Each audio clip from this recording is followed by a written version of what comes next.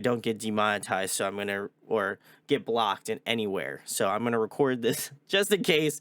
If we do, you know that it'll be edited and thrown up on the channel regardless. But let's take a listen to Dream State in 3, 2, 1. Guys, that is the first track off of Dayseeker's newest album, Dark Sun. It's out right now. Go check it out, especially if you're on the East Coast. I know it's out now. If you live in Cali, still got maybe, I think you have like 2 more hours if I had to guess. 3 more hours? Maybe it's 9 o'clock. That's my time frame that I can think about. But anyway, really like this one. I absolutely beat all of these singles into the ground, so I do love all of them. I would say that out of the four, I would say the first three definitely kind of all. I would say Without Me, Neon Grave, and Dream State all kind of have a similar sort of vibe to them.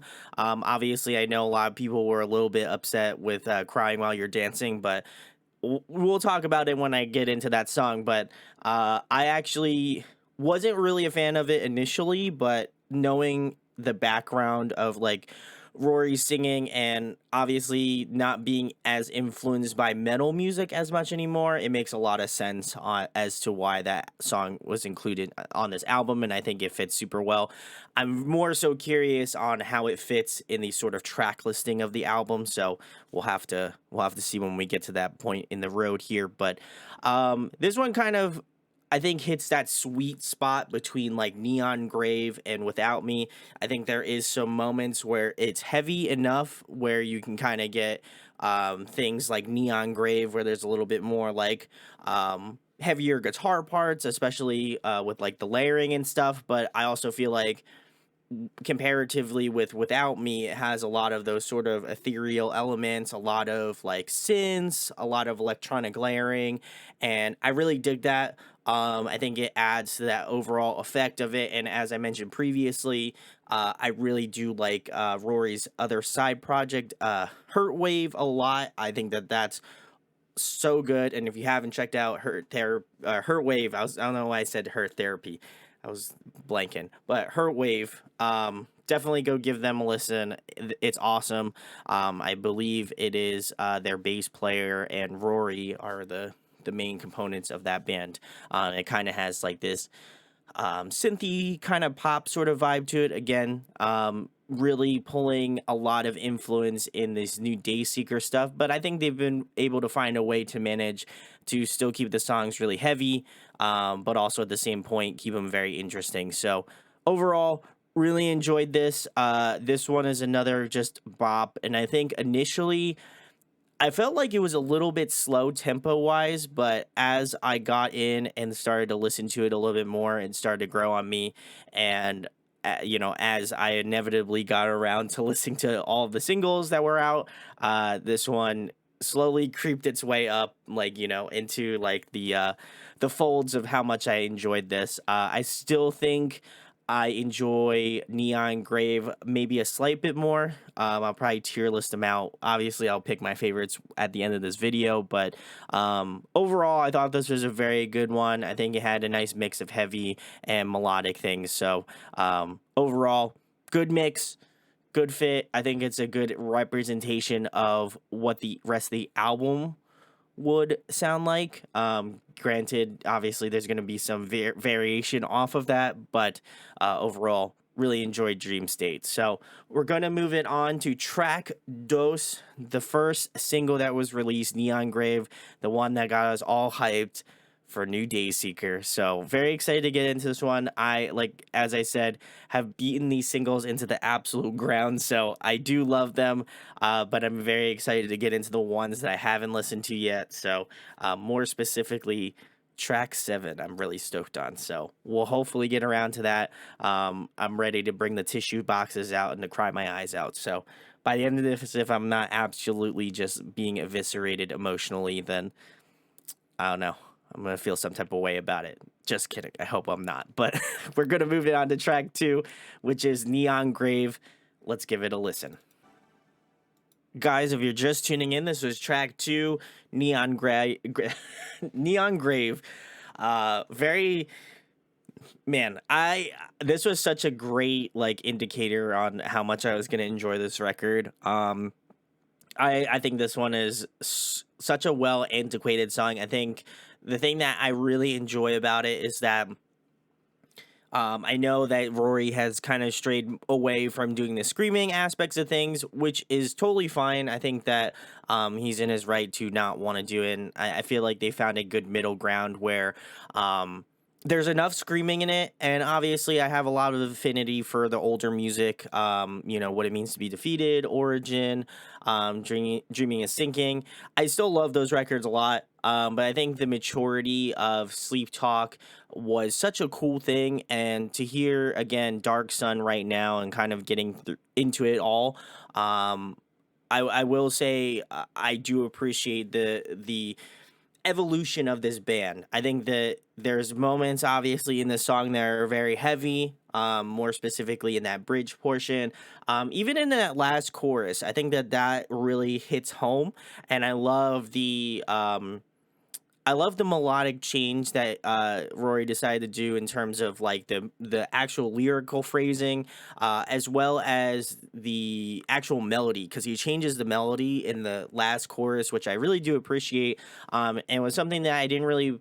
I guess I picked up initially, but it wasn't until like more listens and I got a little bit more invested in the song that I was able to hear that kind of variation. And I think it's great because I think it shows a lot of emotion, especially when he says "I won't return," like especially in that lyrical portion. I love the just like the anger, almost like sadness. I know this a lot of these songs have something to do with obviously his father passing, which I know was a big imprint on his life. And so for me, you can hear a lot of the rawness, and I think that is something that I've always appreciated about Dayseeker, whether it be from the first couple albums that I listened to this new stuff. There's always been this raw edge that Rory has, and personally, he's one of my favorite vocalists currently right now. He does all those pop melodies super well, but then he screams, and he's got such charisma behind that as well. And I think he fleshed out so much in those singles thus far, and I can imagine he's gonna go broccoli and take his shackles off and just kill just like absolutely eviscerate everyone on this album. So I really like this one. Again, this one was definitely the heavier of the four singles. And obviously who doesn't like a nice good heavy Dayseeker track. So overall vibes, definitely dig this one a lot. It was arguably my favorite of the four singles. But again, I kind of have a slight bit bias to the old stuff, but I also love the modernness, and I feel like that kind of combines both of those elements very well. So, love Neon Grave. We're going to move it on to track 3, which is Without Me. Again, another single that came out with a music video. Again, the music videos on both Neon Grave, Without Me, Dreams Day, I don't think had a music video, and then Crying While You're Dancing, all on point. I love the muted colors of all of those music videos. It's great. So whoever did them, big shouts. But we're gonna get into Without Me.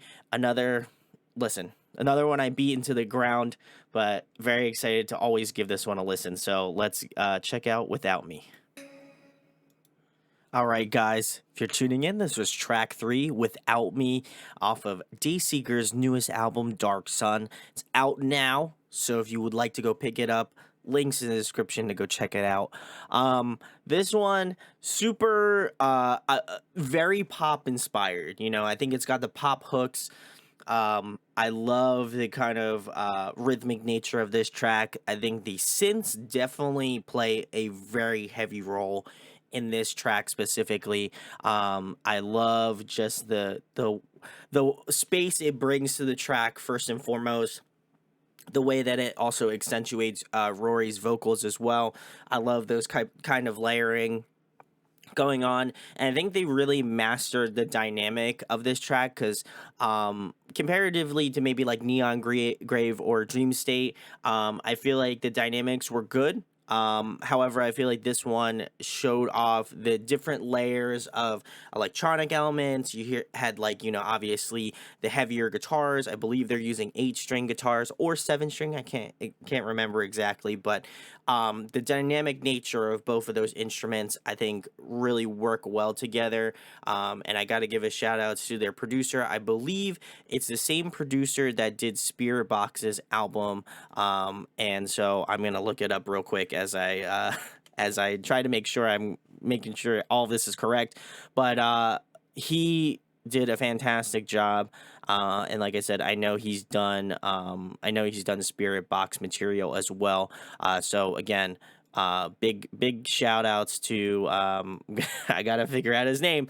But overall, I think the whole vibe of this track uh was just, I think, the perfect second song to be released as a single. I think it had those heavy moments that we were all expecting from Neon Grave, which was great, and I think that was a nice continuation of that. Dream State is kind of a little bit of a slower song, so I think it kind of hits in that third slot super well because it's still heavy. It still has heavy moments in it. Of course, there's screaming in it, but I think it also reveals that there was going to be another slow song on the album, and I felt like Crying While You're Dancing definitely emanates that sort of slow, like ballady sort of track. And so that was really well antiquated. And now looking back on it, I didn't really think about it at the time. But now it all makes sense. So you know, I think it's all coming together, certainly. But yeah, I really enjoyed it. I think thus far, out of the three that were like majorly the heavier versions of the song, I would say for myself, I really still love Neon Grave so much. I think for me, that one's got to be the one that I have dug the most. But overall, it was just fantastic. So big shout outs to all of the singles. They all, I think, played an integral role in this album, and really liked it. Daniel Bronstein, I believe, was the one who is doing the Dayseeker record, if I'm not mistaken. So I is it on Spotify? Depending upon where you live, it could very well be on Spotify, but I'm not 100% sure. So depends on where you live. But I know here on the East Coast, it is out because it's currently past midnight. So hopefully you get to watch it or listen to it. Well, obviously you'll be able to check this out and listen with me. So, but yeah, overall, really enjoyed all three of the first singles that I listened to of Dark Sun, and now we're starting to get into the stuff that I have not listened to, which I'm very stoked about. So we are going to move it into track number 4. This one is called Homesick. Let's give this one a listen, guys. All right, guys, this was track 4 called Homesick off of Dayseeker's newest album, Dark Sun. Links in the bio. If you'd like to go pick it up and purchase it, please go do that. Go support the boys in Dayseeker. I thought this one was very much a curveball. It kind of reminded me of, again, I think this one takes a lot of influence from their side project, Hurtwave. It has a lot of really great synths. Definitely reminds me a lot of kind of who we'll be mentioning a little bit later on, but Spencer Stewart, he's in this band called the band Camino. If anyone's not familiar with them in the chat or in the video, great band, go check them out, they're awesome. But this one definitely has more of a pop, like more of a pop hit to it, which I definitely was not what I was specifically expecting, but I kind of assumed that there would inevitably some sort of crossover from Hurtwave into Dayseeker and vice versa. So I know that Hurtwave will probably not be a heavy band ever, but I know that at least Dayseeker can pull from those different synth elements, and I think that was pretty clearly evident with a lot of the singles that were released. So, like it was definitely different melody wise. which I think was what caught my ear mostly. And I love the like forwardness of the piano and like the synth in this song. I thought that was really well put together. And actually, I just absolutely dig what Rory was doing on this track. The vocal melodies were awesome. I think his falsetto is just like butter. We love it. But yeah, this one a little bit more tame, a little bit more poppy, which isn't a bad thing. I think he does a very good job of reining in the pop songs, and I could definitely see this on some sort of radio. Uh, I feel like this one is their like radio play song, and I think it could definitely do so well. And considering that there's just a lot going on, and I think just upon first listen there's a lot of things that I probably will miss out on detail wise, but the mix and master on this is so fantastic, and as I mentioned previously, Daniel Bronstein absolutely smacks, so we love that. But Jared's in the chat. Shout outs to Jared. Cross Oceans, go give him some love. He said this song fucking slapped. Interesting melody wise. Daniel Bronstein wrote all of the songs with Rory. Everyone who would know him from the latest Silent Planet, Spirit Box, and Volumes albums. And then he said so many layers. I can't agree. Daniel Bronstein has absolutely been smashing it lately. Again, big shout out to Daniel Bronstein.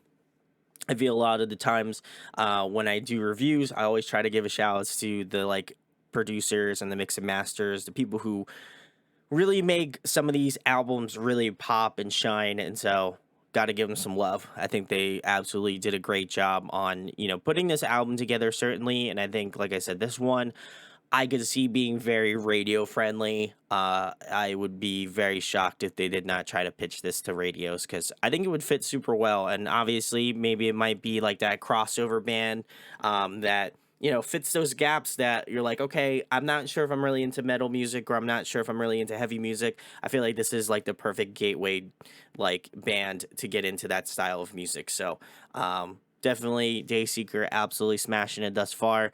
I know that I feel like for traditional Dayseeker fans who especially like the older material, this might be like the complete left field, not what you were expecting, but the melodies, the hooks, the infectiousness, like this one I know is going to get stuck in my head, and I'm absolutely going to be beating this song into the ground as well, along with the other singles. But again, Homesick, check that out. Track 4, really like this one.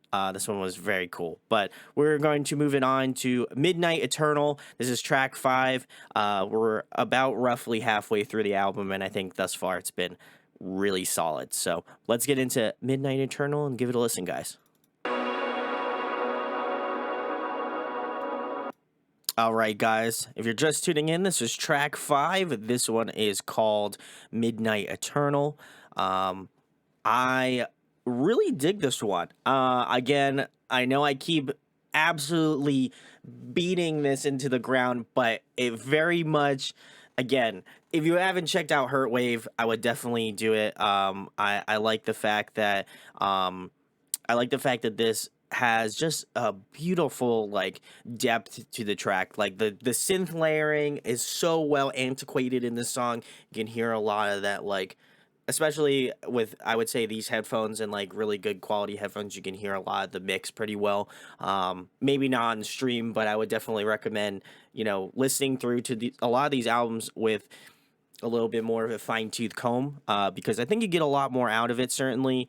And I just love the sort of just like warm undertone that the synth brings in this track.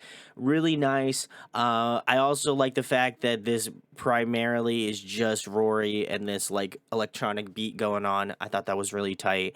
I would like to give a shout outs to Cody here. He said this song merges straight into Dark Sun 2. We love a good transition, and I feel like, again, I could already tell that's the vibe we were going for, but we'll turn the dial back a little bit, and we'll get back into Dark Sun. And then he said, also, there's a few notes in the middle of the middle of that pause before that gets taken straight from the song Drunk, although it's hard to notice. Drunk, again, if you're not familiar with that song, that's on their previous album, Sleep Talk. Again, I love the reference as well. It wasn't something I picked up on originally, but I imagine upon multiple listens and getting more invested in the album, I'm sure I'll be able to hopefully notate that. So again, shout outs to Cody for giving the little secret details that we all know and love here. But yeah, this one, nice transitional piece. Again, I think that, who doesn't love a good transition song? And I think for me, this one was very nice. And I also love when Rory really gets into that chest voice. That's when that, like, again, that depth, that warmth, that, like, a little bit of grit in his vocals just really hits so well. And so I really enjoyed this. This one is a nice transitional piece into the title track, track 6, guys, Dark Sun. We'll rewind Midnight Eternal a little bit, and then we'll transition into Dark Sun. So let's give it a listen, guys. Immensely catchy, immensely catchy. I like this. Guys, if you're just tuning in, thank you for joining me tonight.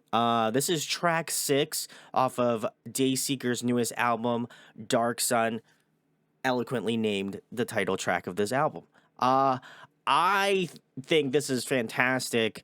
The transition from Midnight Eternal into this track, again, giving a shout outs to Cody, really just please, so good, so good. But that driving synth, that synth line comes out the gate immediately and just starts just you already know it's gonna be a vibe immediately. So I really love that. I was, as you could tell, very much vibing out to this track. But I think this was so cool. And again, I love the emotion behind the song. I think that some of the sonic pieces in the song specifically, again, that synth layer was really tight, and I think that really kind of brings all of the other elements together. But also where that kind of breakout piece begins, where like the drumming opens up a little bit more, I think thus far just has been so good. So I would argue this one is probably my favorite thus far off the album. Still got a few more to listen to, certainly, so I don't want to count my chickens before they hatch, but I think this one's going to be very hard to beat. Andrew, give a shout outs. He said, just ran through the album. I'm curious to hear your thoughts. Of course, trying to give all of them as the songs I'm listening to, but at the end, I'll try to wrap up and give you my full thoughts on the album.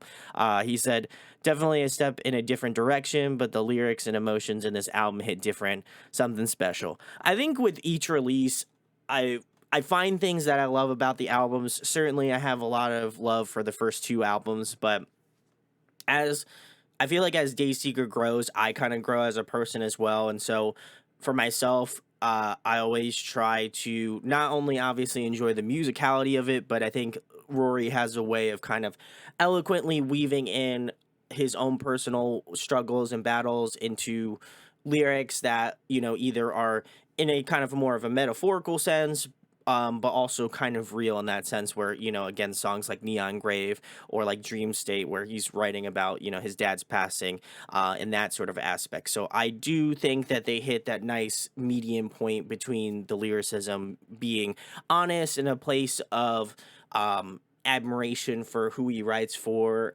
but as well as that, I think he also does a great job of weaving those melodies in so they do get stuck in your head like an earworm. So I do appreciate the approach thus far.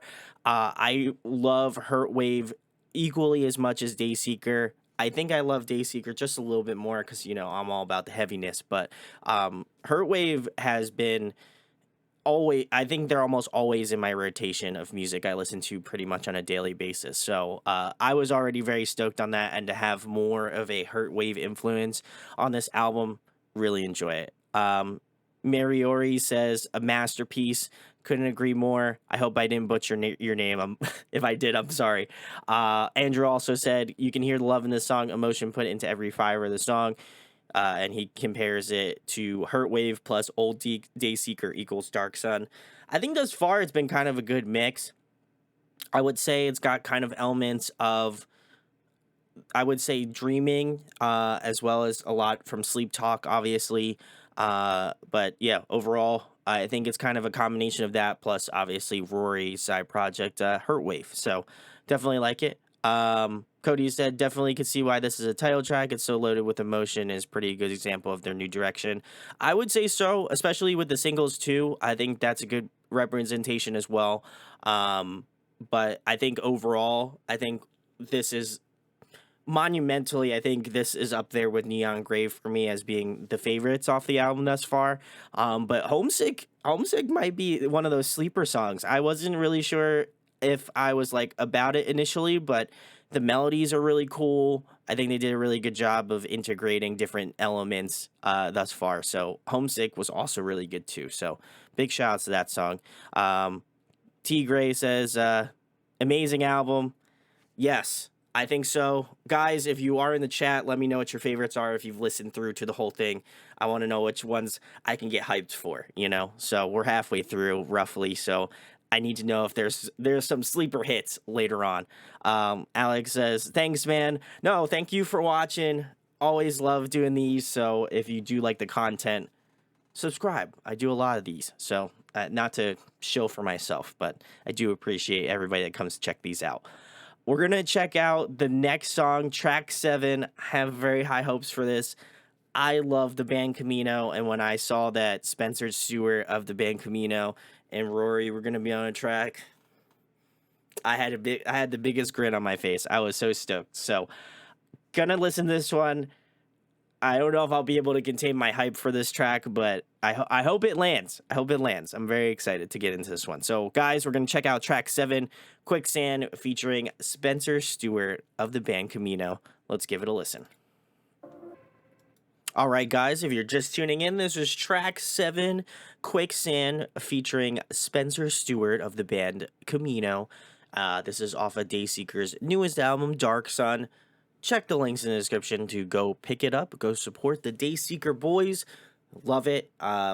Always big love to Rory. I interviewed him, I want to say like 3 or 4 years ago. And he is a sweetheart. So love him.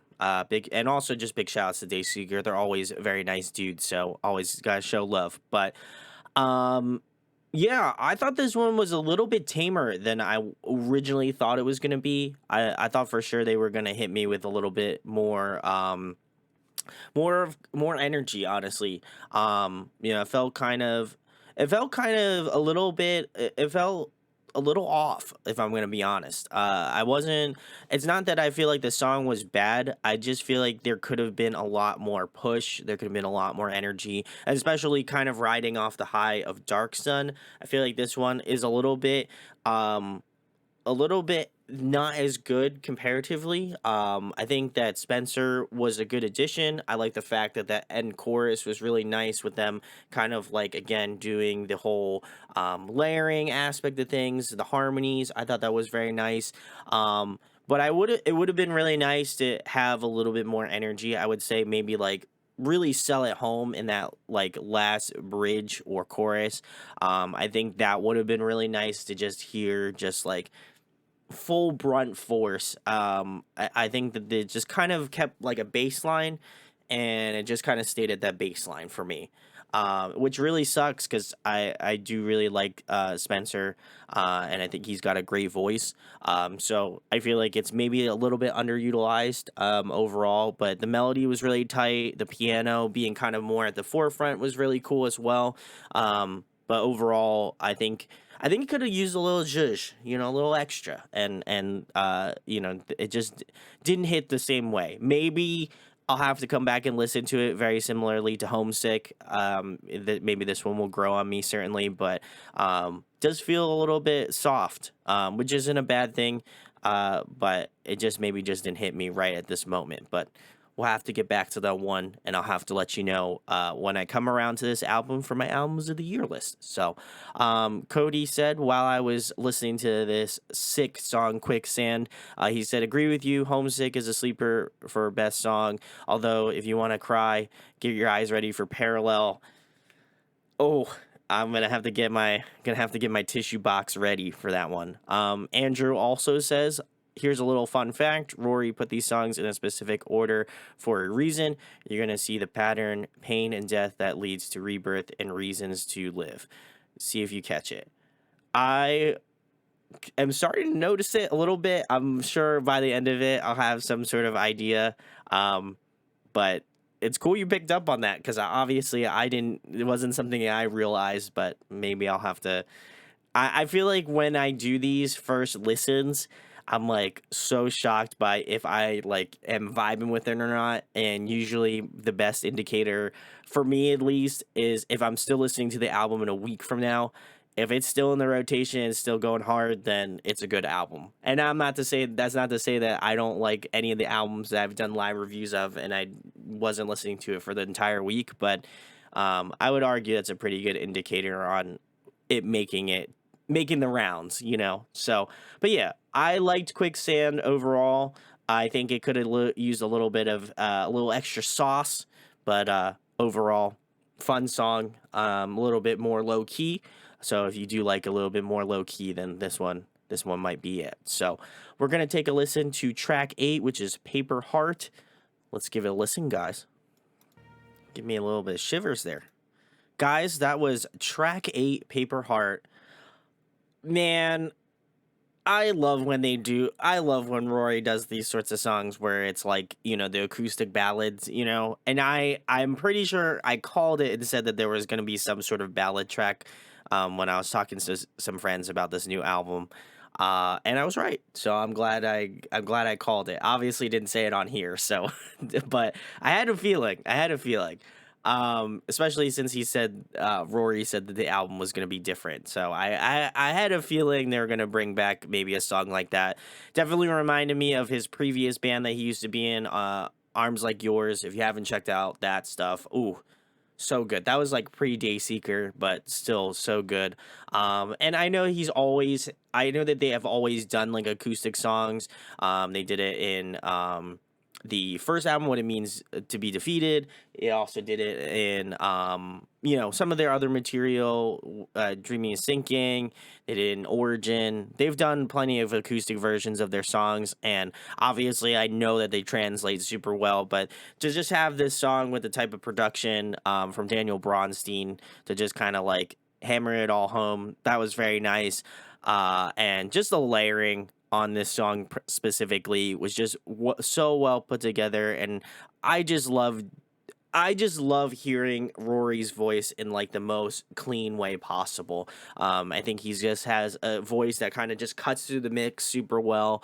And you can just, like I've said multiple times, you can hear a lot of the like emotion, the depth of his vocals, the pain, the anger, the sadness, all these emotions you can really hear, to the point where I get goosebumps sometimes when I listen to him, because he really does tug at those heartstrings. And so I really feel like this one is just such a beautiful song, and I think it sits perfectly well before crying while you're dancing, which was another song that I feel like I didn't really enjoy initially, but now I love. And so I'm very excited to get into that one. Obviously, you already kind of know my thoughts partially on that one, but yeah, overall, very excited to get into this last half. I can feel like the sadness coming over on this song specifically, and you know, Crying While You're Dancing is also a really sad ballad too, but really enjoyed this. Andrew says Paper Heart, and the most beautiful of all is Parallel plus Afterglow. He says that those together are the yin and yang of this album. Get pumped. You already know. I feel like they wouldn't end it on a bad note here, so I'm very excited about this. Leon, what's going on? Shouts to the man. He said, those ballads are such a vibe. Honestly, this whole album is so dreamy and vibey. I like it a lot. I think thus far it's been really great. I like that they kind of stacked a lot of the heavier songs at the beginning, and then just kind of let the like more poppy sort of ethereal nature take over on this album. And not that I don't love heavy Dayseeker, I just think vibey Dayseeker might be where it's at right now. So we're going to move it on to track 9. This one is called Crying While You're Dancing. This is the most current single. If you haven't watched the music video, I would also recommend watching it. It is just vibes all together. So let's give Crying While You're Dancing a listen. All right, guys, if you're just tuning in, this was track 9, Crying While You're Dancing, off of Dayseeker's newest album, Dark Sun. Links in the description. If you haven't picked it up yet, please go do it. Again, I know I just said it multiple times, but please go support the Dayseeker boys. They are the homies. I love them. So please go show them that love back. Cody said, it's a crime how much I've listened to this song in the past few days. You know what? I gotta agree with you on that one, Cody, because I don't know if I'm just being emo, which is, probably the answer, but I feel like I've also been listening to this song a lot. And initially, I wasn't really sold on it, not to necessarily say that I didn't like it. I was just like, okay, why are they hitting me with like an emo pop ballad, However, I think it fits with the album so well now that I think about it. And, I always stress this in like single reviews, like whenever I do like a reaction video for a song or something like that, I always stress that singles are kind of like a larger piece to a bigger puzzle. And I feel like if you can kind of give an idea of what the album's going to sound like little bits and pieces, and I think they did a really good job with all 4 singles where, I think the first half of the album, it's going to be a little bit more on that heavier side. And then towards the end, I like the fact that they use Crying While You're Dancing because I think it really fits well with like Paper Heart. I imagine Parallel is going to be a very like emo kind of like, emotional track, similarly to Afterglow, Hazel's song. Writing about his daughter. I think there's just a lot more emotion packed into this song than what I originally thought. And then adding it into the whole track list of the songs, it all makes sense now. And I think for me, I think it elevates this song because initially I was like, I don't know. Like, I love Rory. I love what Dayseeker's doing, but I don't know if this is really the vibe right now. But having it set in the album, I think it just is a really good placement. Again, big shout outs to Rory for putting the track listing together because, again, I think it makes a lot of sense. And I think for me personally, it fits so well in this slot here that I don't think I could have imagined another song to be there. And also, Hooks for Days. No joke, I have caught myself singing that chorus like in my head at work or like driving home or whatever. I listened to this song like an ungodly amount of time before before this album release. So I love this song now. I think that was just because I just, I literally crammed it in. I was just like, let me listen to this as many times as I can. But really enjoyed it. I love this sort of, again, like more softer kind of like pop sort of sensibility to it. The pianos was really nice. That nice little guitar solo in the bridge was a nice addition as well. Very Ban Camino-esque. And again, the layers on this track were so well done. I like the fact that Rory wasn't going like, trying to hit you with all the crazy runs. I like the like kind of like the lower like register, like mid register kind of like vocal runs that he did. It wasn't too flashy, wasn't too all over the place, but I think it fits so well with the vibe of the song. And overall, really enjoyed this one. As much as I know, at much dismay to most people, this might not have been the song that people were expecting. But I think it fits so well in the album that I would be surprised otherwise if it didn't show up. So we're going to get into track 10, Parallel.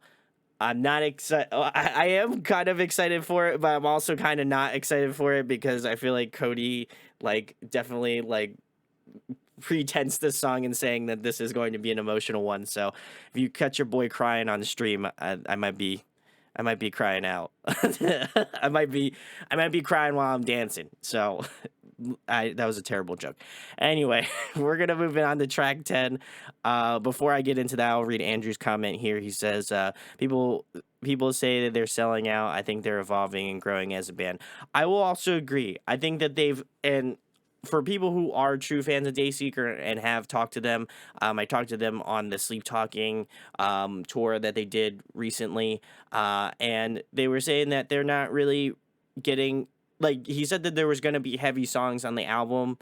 It just, a lot of it's going to be a surprise to most people. And I think surprise is always a good thing, in the sense of, if they can do it well. And I know Dayseeker can kill it. So I knew it was in capable hands.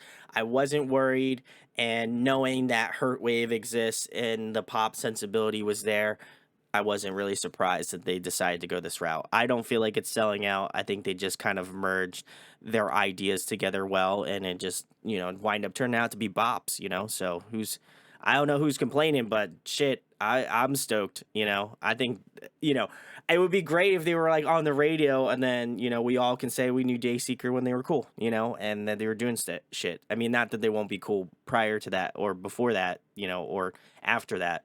I just, we'll all be super fans at that point. So, gonna get on to track 10. This one's called Parallel. I should go get tissues if I'm gonna cry this much. So, anyway, track 10. Let's give it a listen.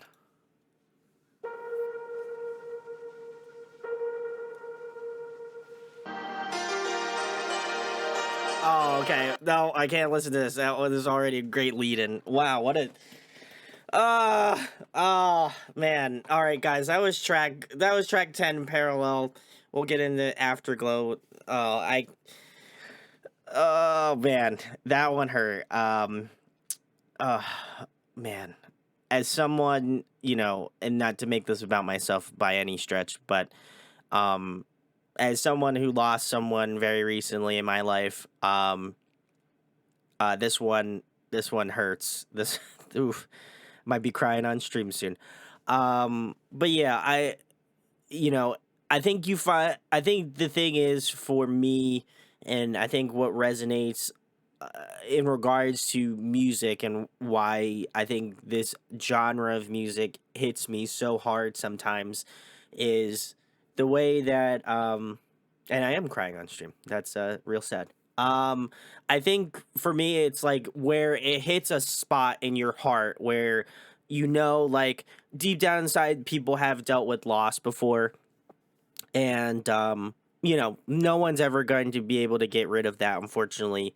But I it goes to show that you can hit those sorts of emotions and you can hit them really hard, and I think that writing songs like that can be very therapeutic. And I can imagine for in Rory's situation, dealing with the passing of his dad, I think this was a therapeutic thing for him. And so, I can definitely resonate with that. Losing my aunt, last a couple months ago, I don't think it really kind of hit me as much. And listening to this song definitely reminds me of, her spirit and the way that, things aren't things aren't always the way that they're supposed to be. And I think that this song shows that you're hoping for better things. So I really do feel a lot for this song. I think this one arguably might be one of my favorites for that reason alone. But yeah, I would say getting into the actual specifics of the song, I think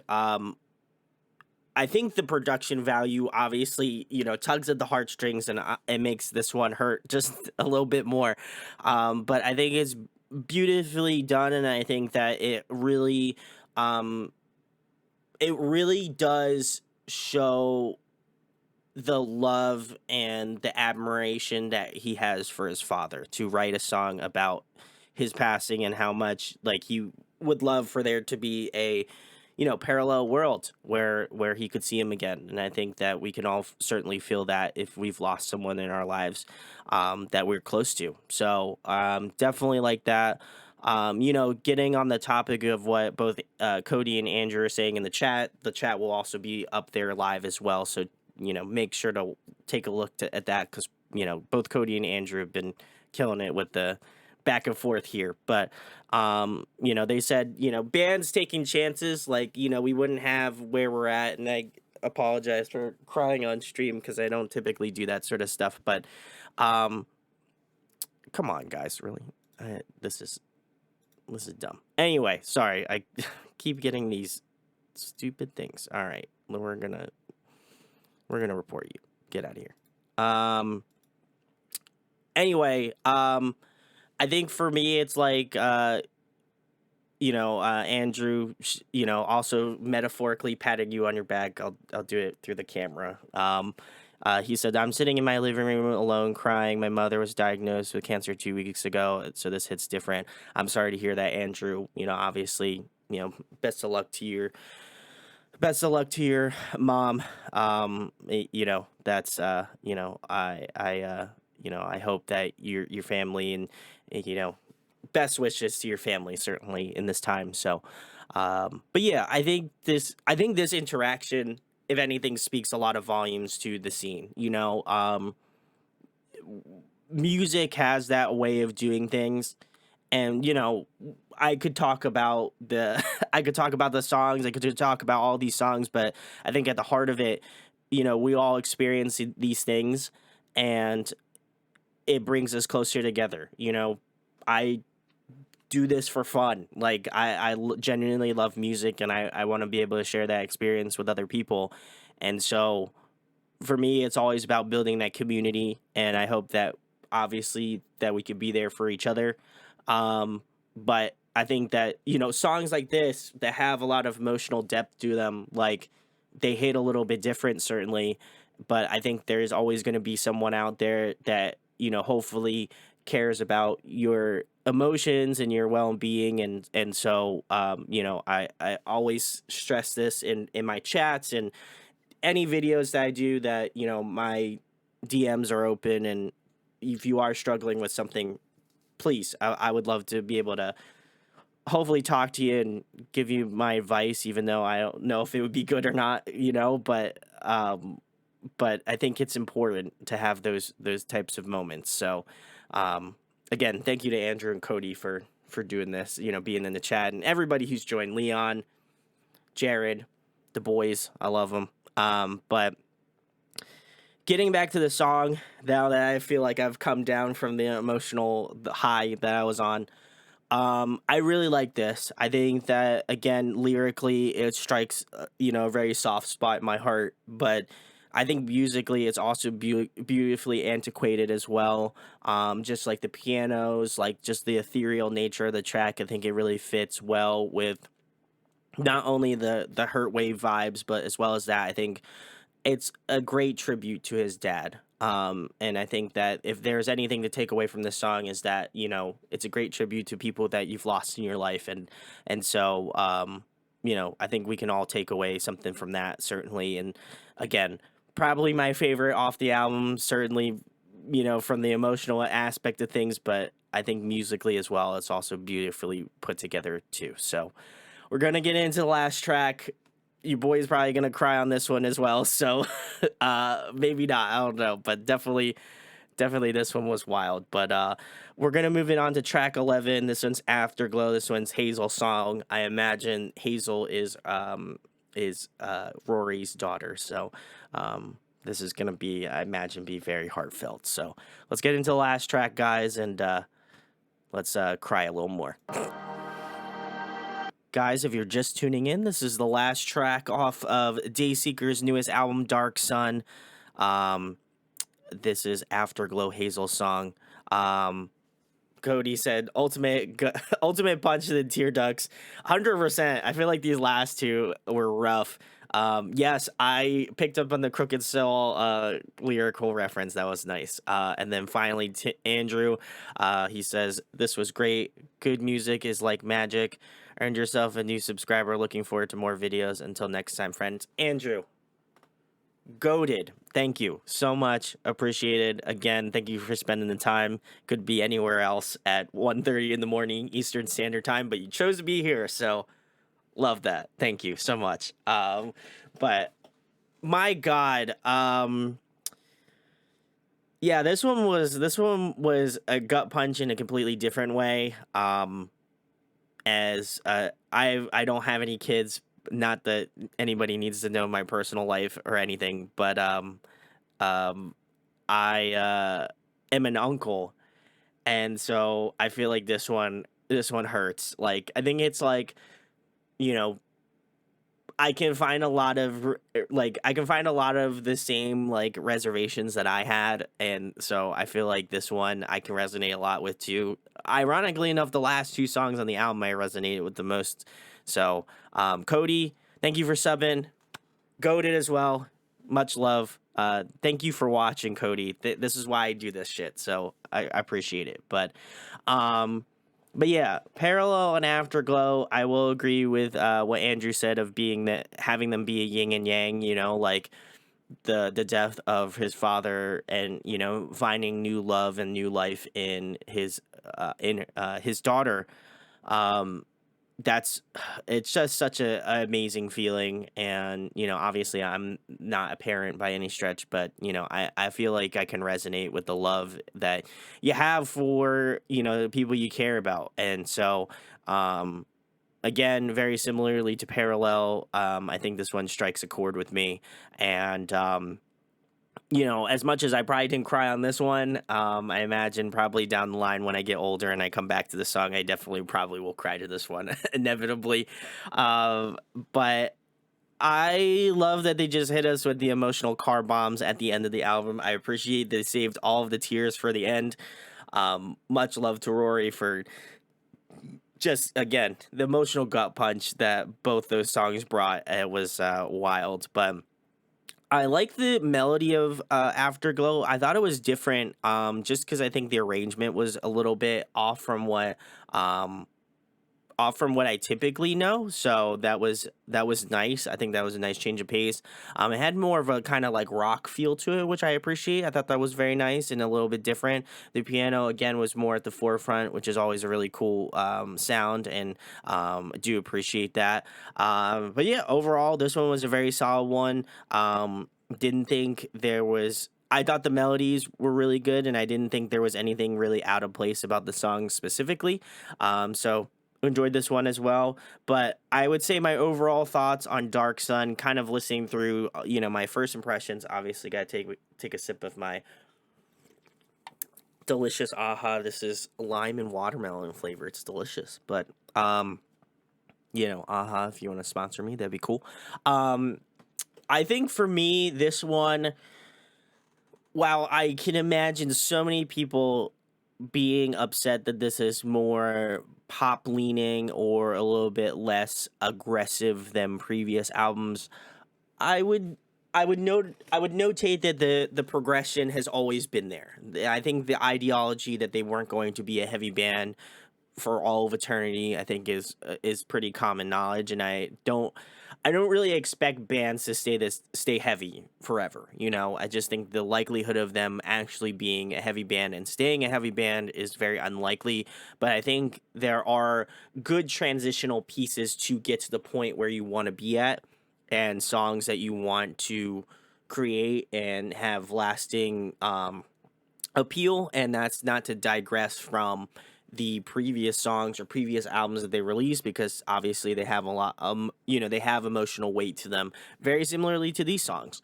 And I think for me, I think lyric wise, I don't think they've lost anything. I think from Sleep Talk to this album, Dark Sun, I think they did a really great job of transitioning that. If anything, I think they became more emotional and a little bit more invested in the whole process of having songs that hit more closer to the chest, and I appreciate that. I do appreciate that there's more of a synth aspect to this band now. I've always loved Hurt Wave, and I think this is just a good excuse to have a little bit of a heavier version of Hurt Wave right now, and I can appreciate that.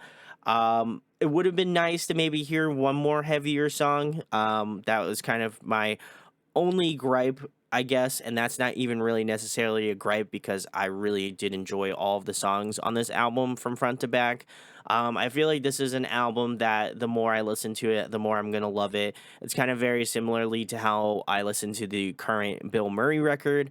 I wasn't really sold on it initially, and now I absolutely love it. So I feel like this album is going to do this very same thing. And considering that, it did come out closer to the end of the year, I don't have a lot of time, so I'm going to have to really speed run these albums.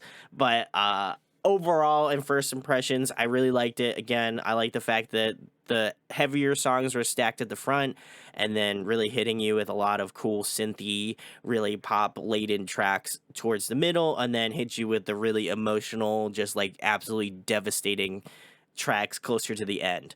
You can tell that there's